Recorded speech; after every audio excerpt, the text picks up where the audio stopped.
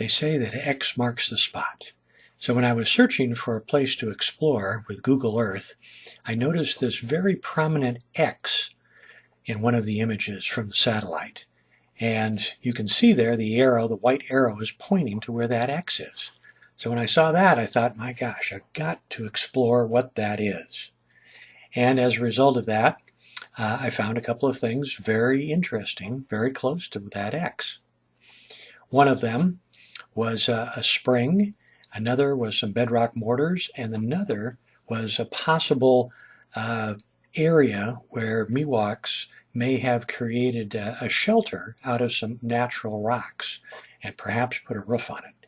Well, this is the surrounding area to where we were going to explore, and my dog Cody and I and my daughter Brenda accompanied me on this trip. So the first thing we had to do was get across the river. And I'm not mentioning exactly what river this is or exactly where it's at, because the site we found actually is a sensitive, never before recorded archaeological site. And so you'll just have to go on Google Earth and look for that X. If you can find it, then you can get to this spot with a little difficulty. You have to go across this river first, for instance. But that's the area where we crossed the river. It's one of the few areas where it's shallow enough and the current is gentle enough to be able to get across without too much difficulty. Well, we have arrived at the coordinates that indicate the X spot is right down there. And I don't know if you can tell very much, but this is a relatively clear area compared to the rest of the slopes along the river. So you can actually get down here through some of this relatively light brush to that massive rock formation, which is right there in the middle of the screen. So that's where we're headed, that rock formation. Well, here we are at the spot marked X. This crack right here in the rock is one part of the X.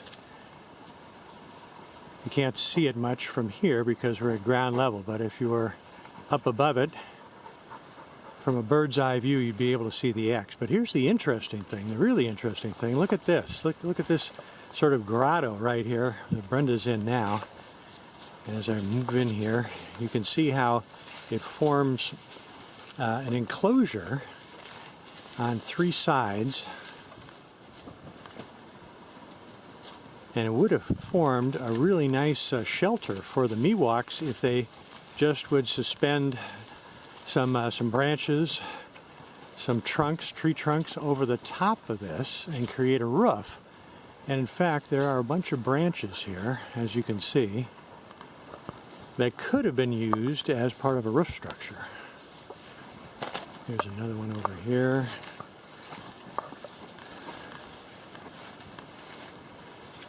Swing around. There's some more branches. A bunch of branches right here and here. And then as you walk out of this enclosed area, you walk out into a space that is essentially free of rocks or brush. It's just a grassy, flat area. This would have been an ideal space for the Miwoks to congregate.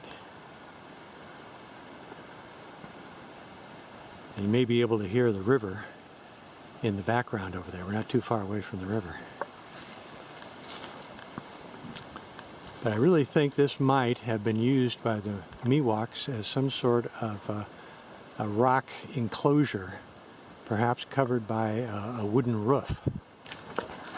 All right, we've come just a very short distance from where the grotto was, over to these other big rocks. You can see some real massive rocks here. And here's what's very interesting down at my feet. See that? That's water. There shouldn't be water here. There's been a terrible drought, and the only thing I can think of is that this is coming from that spring.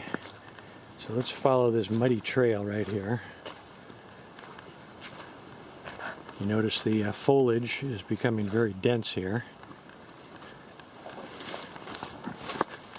You can see some more mud, and where the dog has walked through the mud. Okay, now we're getting close.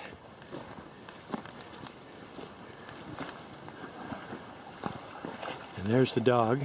I don't know if you can see the dog or not, but she's swimming in that muddy pond down there. Let me get a little closer. You can probably hear her splashing around.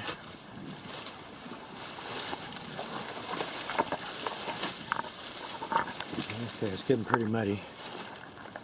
But this is at least one portion of the pond right here. And it's bordered by these big rocks on each side. Well, right where Brenda is standing now is a flat rock with a whole bunch of bedrock mortars. There's at least 7 of them in that very small area there. And you can probably hear the river in the background. Let me just swing the camera around. And there you can see the rapids through the brush and the trees. Now this is one of these situations where the bedrock mortars are not found right by the water because access to the river actually is pretty difficult. There's a lot of steep ground there, and it's very brushy, very difficult to get down actually to the water.